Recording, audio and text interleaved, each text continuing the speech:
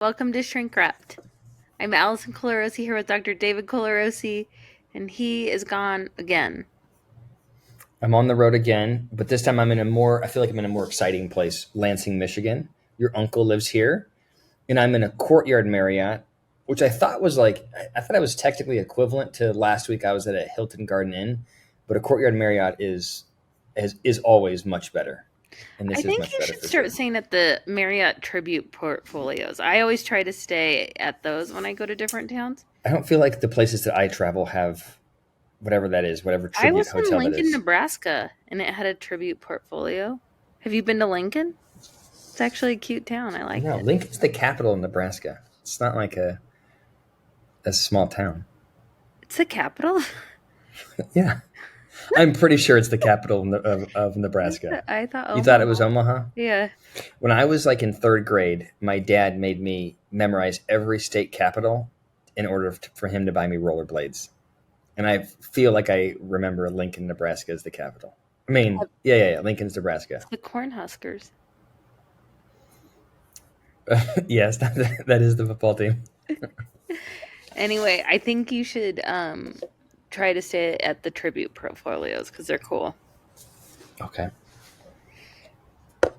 So, first of all, we're doing this. We're having another remote podcast because it's a good way. I feel like it's a good way for us to connect when I'm traveling, and because we wanted to talk about Steven Crowder's blow up with his wife.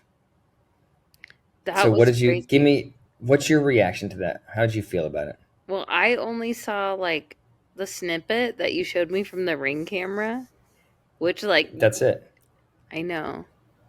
It's terrible. He's so mean. And she's so calm. It's almost like it's acting though. Did she is she that calm all the time? Well, that Ring camera was recorded before they announced their divorce. I believe the date on that is 2 or 3 years old. Oh, I think that's what she people like. is I just mean, calm. She's so I did probably a used to dealing with abusive people. Well, so I did a reaction video to it, and then the number of internet sleuths that have all kinds of opinions about that video, and so most people are saying that it was recorded a long time ago. Wow. So, well, yeah, I mean, I guess if you found out how old their kid was, then you'd know. Yeah, She I was don't know very enough about pregnant. I don't know enough about the family, but I think it's here's what I want to talk about. Here's what I think is interesting. I guess I have two thoughts. The first is the number of people on the video. So I put a video up that said, "This is for sure emotional abuse." And I said, it's not I would argue it's not even debatable. Like anybody would look at that and go, that's a very unhealthy interaction. Mm-hmm. What's shocking to me is the number of people that commenters that are outraged at the idea that that would be considered emotional abuse. And they get very riled up about the context. And what's interesting to me is that I don't understand why people can't separate one person's behavior from the context. Like everybody's like, well, what if she cheated on him? Okay, then she did a shitty thing, and it's still emotional abuse. Like people have a hard time just looking at the behavior and going, that's inappropriate way to. I don't. There's nothing that she could have done that would make what he did not emotionally abusive. You could say it's more understandable. You could say it explains the behavior and it explains behavior that is still abusive. You know what I'm saying? Well, I just It's a don't feel. weird I mean, position people all the take. things that he was saying was so annoying. Like, What do you like what do you mean? you need to do your wifey duties. I was like, you need to do your duties. What does I that do mean? Go do your duties. Do your wifey duties. So annoying. And then he was like, what else did he say? You need discipline. I mean, I like he okay, as you're smoking, yeah, she needs discipline. Smoking around a baby, okay. And a pregnant person. That's, I mean, does anyone comment about him smoking a cigar by a pregnant person? yeah, some people yeah. Okay, Okay. but well, there's a lot of people that comment, but uh the Steven Crowder apologists don't pay attention to that. I have a really hard time with that, like, type of argument, and I think arguing, I think I'm a little jealous of it because, like, he comes across as totally unemotional, you know? Just matter of fact, like, he's not getting, but I mean, as you said in your video, he is clearly emotional, but he doesn't come across that way. And I feel like when I argue with people, I always kind of sound emotional. Yeah. Okay. So this would be a fun, can I give I'm going to derail here, but can I talk about how you and I fight? So this is how I experience it. Okay. And you can correct if you think it's off. 99.9% of the time, what happens is I am going about my day thinking all is good. Then something happens, you feel like I have neglected. It's always because I've neglected something or I've not planned for something. It's usually a result of my inaction. And then you have a reaction that I feel is way over the top. And I say, Al, I'm not going to engage in this argument because it's ridiculous. And then you escalate and you escalate. And I say, Al, we're bigger than this. We don't need, this is not worth it. And then you escalate and escalate. And I say, Al, fine, you're right. I'm sorry. And then you escalate. And then at some point I go, oh, you want to fight? You got to fight. And then I tell you all the reasons why you're wrong. And I feel like I find my voice. And then the second I do that, then you go, whoa, whoa, whoa. Why are you getting all riled up, man? Calm down. And then you go, I don't want to talk anymore if you're going to be mad like that. And then I'm left frustrated pacing around. And I feel like that's how I think it happens most of the time. I feel like it's a manipulation. It's psychological warfare that you engage in when we fight. What do you think? I think we have different perceptions about what's happening. Okay, what do you think of that? How do you view it? There's no like if I'm irritated, I tell you, and it's never like, okay, okay, okay. It's you're aggressive back immediately. No, I am not. Yes, you are. No, I'm not. Yes, you are. No. Immediately. No, that's not true. And I feel like I do. You think I'm aggressive back immediately? I feel like I always try to diffuse the situation. David. But you will not be diffused. Incorrect. Okay, we're going to say... here's what I think is important about it is one of the comments that people keep saying when they look at that Crowder video is they say, you must not have ever been married, or you've never been in a fight, or you've never whatever. I do that all the time. Like, that's what they always say, is they're always sort of self-referential about their interactions. And I think it's a miss for a couple of reasons. First of all, just because you've been emotionally abusive to your spouse doesn't mean that Steven Crowder is not, right? Like, you can't use your own behavior and how you've normalized it in your relationship and then act like that means that what happened to Steven Crowder. I'm an abuser. It's totally normal. We all do. That's what they're saying. That is like the cycle of abuse that keeps happening, right? Well, I think it's because it's emotional abuse. It's easy to it's the line, typically the line of what's abuse versus what is a intense argument is cloudy, and everybody has a different sort of metric for that. I feel like what Steven did, the idea that you are restricting where your wife can go, the idea that you're controlling her behavior, the idea that you're diminishing her, that you're telling her that you don't love her, those kinds of things are to me it's not even a debate. Didn't he threaten her too? At the end of the video, it's not on the video, but they said that at the end of it, he said, I'm going to F you up, which feels pretty aggressive to me.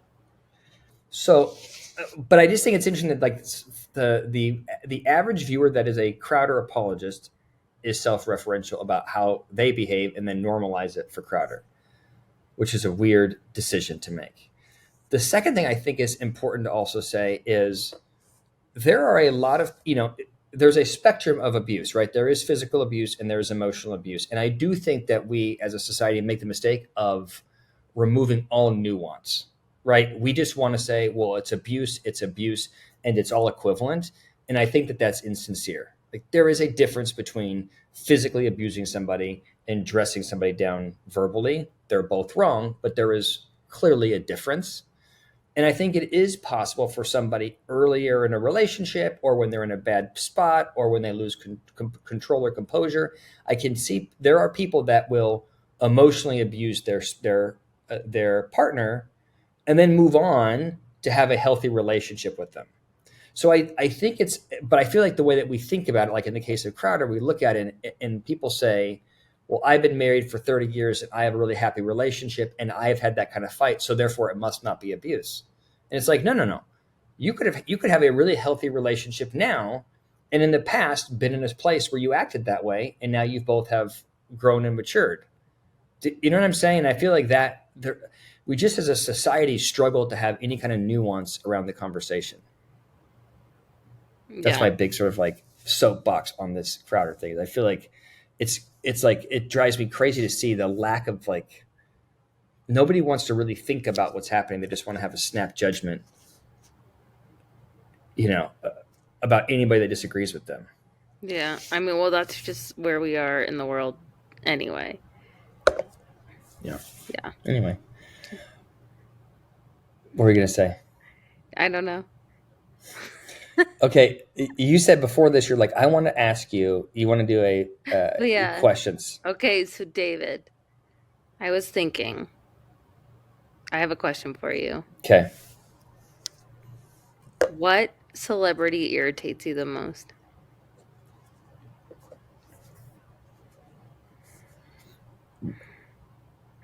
What celebrity? Like, do you mean like celebrity that I think is like a lunatic and a problem, or the one that actually causes the one that causes me the most internal strife is Adam Grant. Do you know who Adam Grant is? He's the writer, right? Yeah. Yeah, okay. He wrote Give and Take and Originals, and he's got the Rethink podcast. He is an organizational psychologist. He is like the absolute pinnacle of my field. His research is exceptional. He's a professor at Wharton. Everything he does he's got like the Midas touch. But I follow him on Instagram. So I deeply admire him, and I acknowledge that I am deeply envious of everything that he's accomplished. And I follow him on Instagram, and I swear, like every third post that he makes on Instagram is like anybody that would objectively look at it would say, okay, well, you are so biased in your view and perspective that you are distorting the research to fit your Yeah. view. Was that not interesting? No, it is. It just passed my bedtime. Anyway, he bothers me. He talks about remote work, drives me crazy because it drives me freaking crazy. Because all these like Adam Grant, Simon Sinek, all of these people that had like right when the pandemic happened, they're all like very much pro working from home. And like every psychologist, they're all about the individual experience. And the average individual goes, oh, working from home is great. And then all these psychologists are like, oh, look how wonderful it is. It's going to be great. This is the future of work. Well, I feel like anybody thinking about it would go, well, what's the impact on the organizational culture? What's the impact on how people integrate? What's the impact when someone's new to the organization or when someone doesn't have strong relationships? How do they, it's clearly going to undermine the way an organization functions. Yeah. Now the data has trended, and now it's like very clear that working from home is destroying organizational culture, especially for introverts and people that are new to organizations, because they don't have the pre-existing relationships to make them want to stay with a company. And so you've had this massive, all of a sudden work is just about money and people want to leave and go to new organizations. There's no stickiness because the relationships suck. So now Adam Grant is saying hybrid is the best of both worlds.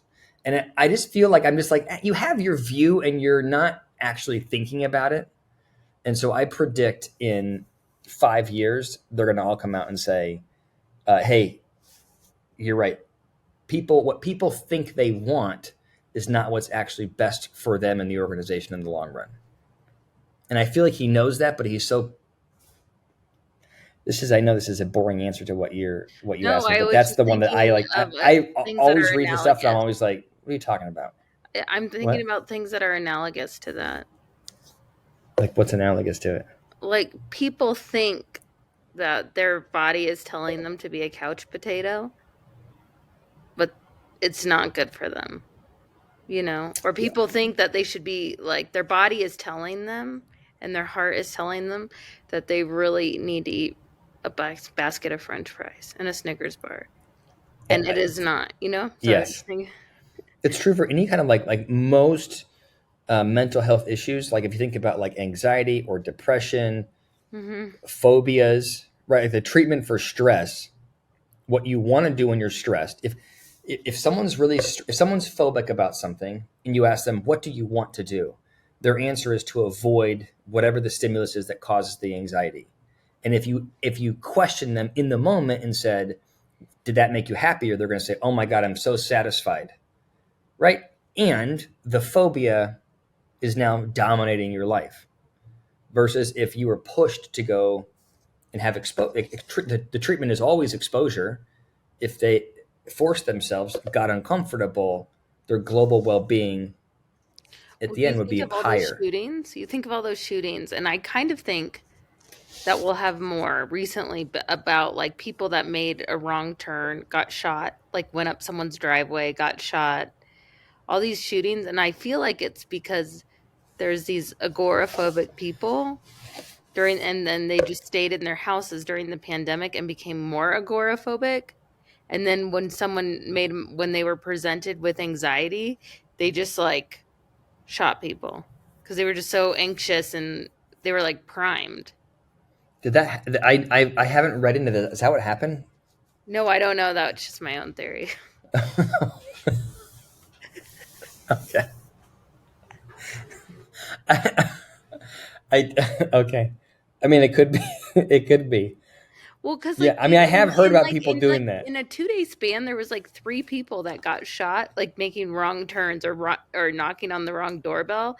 I think one of them might have had like a racism component, but the other ones did not. They were just like going up the wrong driveway, And people and just freaked out. hmm Yeah. I don't know. so yeah, I don't know. What celebrity causes you the most frustration? I think it is the Kardashians. Although I do like think they're funny. I just feel like they're not good for women's body image.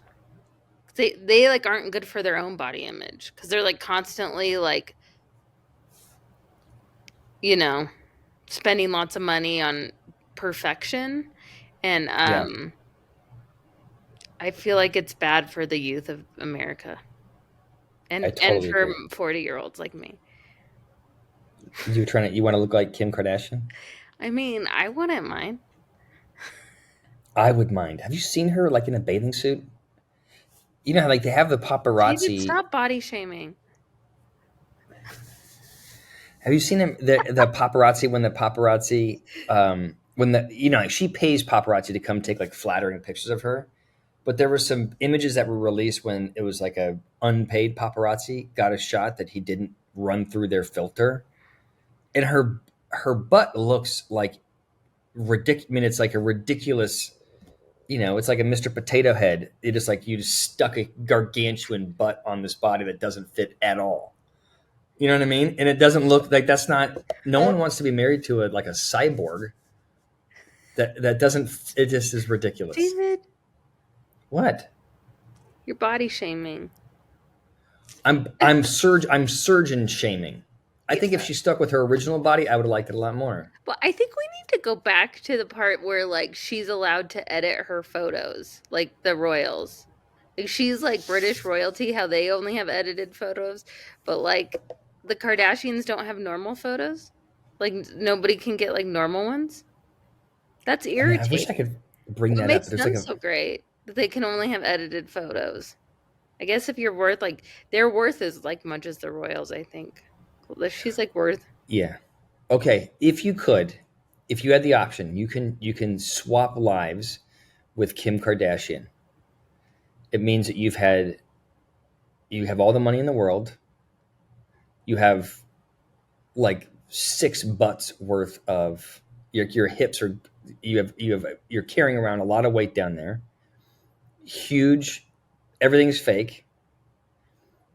And you have 4 divorces or 3 divorces. You can't trust anybody. Your nails are so long you can't hold a hamburger, you know? It takes you 3 hours to get up in the morning and get dressed. You can't trust anybody. Like, would you want, if you look at No, I any would any not. of the Kardashians or the Jenners, and you just look at their, that's what I don't understand. If you just look at their lives, the amount of time that there's like the amount of infidelity, the amount of drug use, the superficial, I don't understand why it's even alluring enough to have a reality show. You know Yeah, what I'm saying? It's like so crazy to me. yeah. I wonder if they're addicted to pain pills Why? because they have to have so many operations. Well, the one that I think is the most concerning is Chloe, Why? because she just looks so fake and unhealthy to me. And she was the one that was like the cool one. Like they've been doing that since we were in college, right? Is that right? I don't There know. was a No, time the where she was twins the were like most. 10, and now they're like in their 20s. So yeah. Yeah. Well, that's only 10 years. We've been out of college for more than that. But whatever. Yeah, I'm not. I don't. Well, so I guess the net is, um, yeah, I feel like that they have an unhealthy, like the culture in that household is breeding unhealthy behavior in the populace because people watch them. Mm-hmm. Striving Yeah. to perfection like any means possible, you know? Yeah. So, no, I wouldn't want our life though. Okay, Dave, do you have any tips on enjoying No, parenting? I'm enjoying parenting. I mean, I have like regurgitated tips. I don't have any original. I have no original tips though. Oh, okay. Did someone just text you out? Yeah. How do you know? Because I heard a big ding and then you go like this.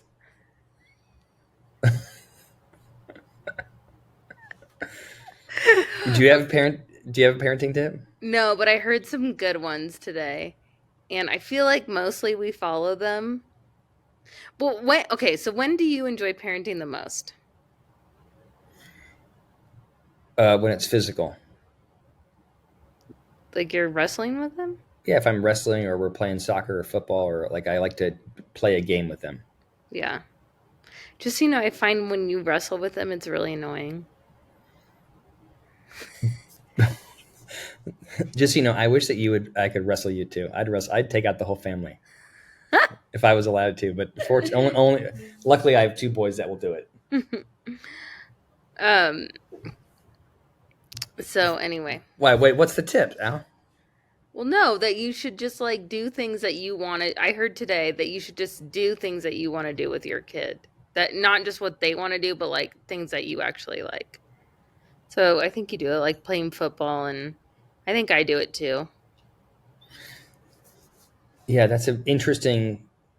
Who said that? Rachel Hollis.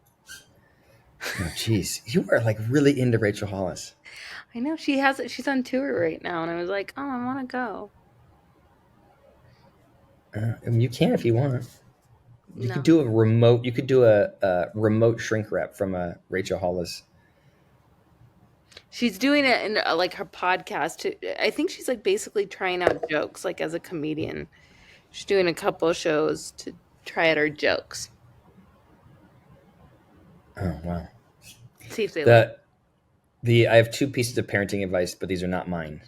Hmm. The first comes from Jordan Peterson, and he says that I'm going to butcher this, but something like your kids are more than anybody you've ever met in your entire life. Your kids are more motivated to have the strongest relationship with you possible. Your kids want to have a perfect relationship with you. They want to be as close to you as they possibly can be. And so when you have children, you have a unique opportunity to have someone in your life that is totally bought in to you and who you are. And it's a really special thing. So if you don't have that kind of relationship with your kid, it's your fault. They're motivated to do it. You have to make it a priority, but you have a very willing person there. I thought that's a good advice. You told me that last week, and since that, I pay Mm-hmm. attention. Like today, I laid in bed with the kids for a while, and we talked about the day. And mostly, they talked about the the plane ride to Italy and how scary it was going to be, and what happens if it goes in the water and we get eaten by an anglerfish. It went down like a serious rabbit hole. I'm guessing Lena was concerned with the anglerfish. Yeah, and Lena was concerned. Yeah. So that's one piece of advice, and then the other one is from Jesse Itzler, or Eitzler, however you pronounce his name, who I absolutely love. You know who that is? Yeah, he is Spanx, the lady that created Spanx's husband. Yeah, what's her name? Sarah something. I can't think of it. But this guy's like a prolific entrepreneur. It drives me crazy. Like he's doing this thing right now, which is I think it's like all day running or everyday running or something like that. But he's riding a bike across America right now. He's always doing like crazy things, and really, it feels like he is motivated to have experiences. Like that's really what he's about: is how do we have as many experiences as possible. And once a quarter, we're going to have an experience for a kid. And every month, our kids are trying to learn new things. Anyway, he does this thing called Hell on the Hill, which I would love to do, where he has people come out to his house. I think it's like in New Hampshire, or no, it's in Atlanta, I think. And he has this massive hill in his backyard, and he has people run up and down that hill, I believe, 100 times. And it's called Hell on the Hill. And it just destroys their lawn, because you've got all these people that are just up and down, just turns the whole lawn into mud. And his wife was like, why are we, like, you're destroying our house, what are you doing? And he says, we're raising kids, we're not raising grass. And so, like, let's worry less about the lawn. And I think that's a really good thing to remember, is like, have a perspective around what you're actually trying to accomplish with your kids when you feel like they're destroying things or being a pain or whatever. Mm-hmm. I have to remember that. Because I wanted to do something, since you weren't here, I wanted to do something special with the kids tonight. But I ended up just making dinner and reading. That's special. You read to them every night. I know. I read to them. There was nothing different. That's still a good thing. Come on. You're very good at doing experiences. I don't do experiences, except for, I feel like, soccer, which is mostly me just having my blood pressure skyrocket on the sidelines. I think you need to look into that, by the way. All right. Love you. Good night. Love you too. Good talking to you. All right.